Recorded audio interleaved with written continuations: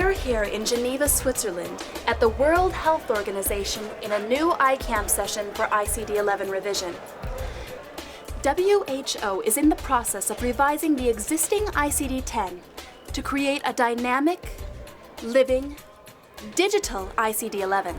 This time, we have brought in experts from all around the world with a specific focus on how to link the ICD with the International Classification of Functioning, Disability and Health, known as the ICF. It's increasingly recognised that we need professionals and health systems who can look across the health spectrum from disease right across to functioning and disability. The most important thing is to realise that functioning is absolutely essential to capture the impact of diseases. And I think at this point it's also clear that the ICF is the most suitable approach to capture the impact. Using the standard tool ICF in the context of individual diseases will allow to enhance the description of diseases and to standardize this kind of assessment in an unprecedented way. Our ICF experts have gathered here for this two-day ICAMP with a very important focus and goal.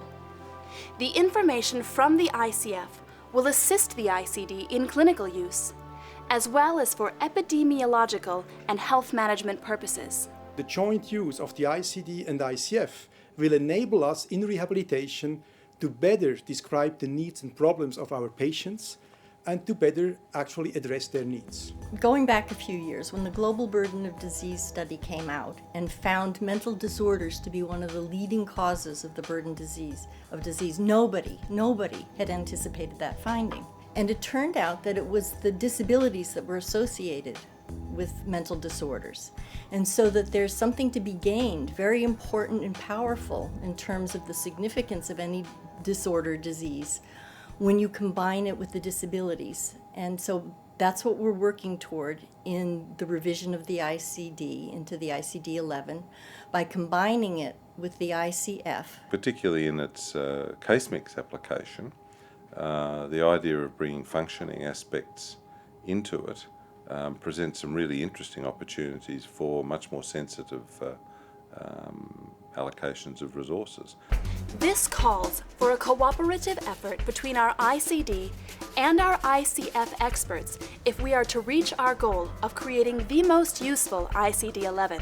ICF post-dated ICD, and so ICD did not have the benefit of functioning domains to inform its diagnoses. So now we have the opportunity to ensure that functioning is reflected in the new definitions of diseases. Discussion was lively and passionate as issues were identified and potential solutions proposed. The different specialists, of course, are very passionate about their classification system and about keeping the integrity and the conceptual underlying foundation of the model intact. So we had to find compromises. What we're actually trying to do here in the ICAMP is to make it easy to do this, to simplify and to streamline the convergence, the integration of the ICD-11 with the ICF, so that it's actually a very useful and easily used tool. People never lost track of the big picture and what is at stake vis-a-vis using this unique opportunity of having a more meaningful but also feasible way to capture the lived experience with a health condition. It is important that we represent the full spectrum of ICF, but it may be necessary to reorganize the information in order to have it work efficiently within the existing collaborative authoring tool known as the ICAT. In a way, we have finalized the outline of the model we would like to use and give to the ICD developers to be populated in the respective disease areas. That is, I think, a big step forward. So what remains now to be done is to basically finalize these documents which will allow, and the technical infrastructure which will allow the ICD developers to use the ICAT, the joint authoring tool, to populate this content model with the respective value sets. Now we are forming a working group who will be our resource when we're working with the style guide to help our tag members fill out the content model using the descriptive framework. The new tag focused on ICF will help us as a resource, and we will be able to send our tag members to be in closer contact with them. A pragmatic solution was necessary, and our ICF experts worked together to make sure that when ICD-11 is published, it represents the best possible resource for our end users in the field.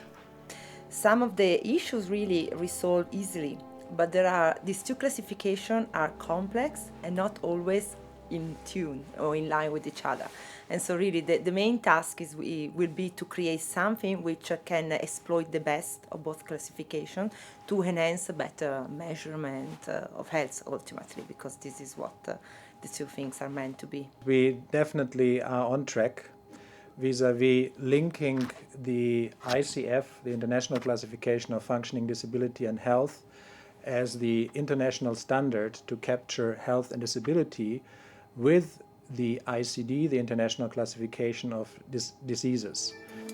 This ICAMP on ICD-ICF linkages was a small meeting with only 15 participants, but it had a very big goal. Our experts head home with a lot of work before them, but they take with them a mutual understanding of how to include functional properties as a component of the revised ICD diagnostic entities. Thank you for joining us, and we hope you'll come back again as we continue the process of revising the ICD-11.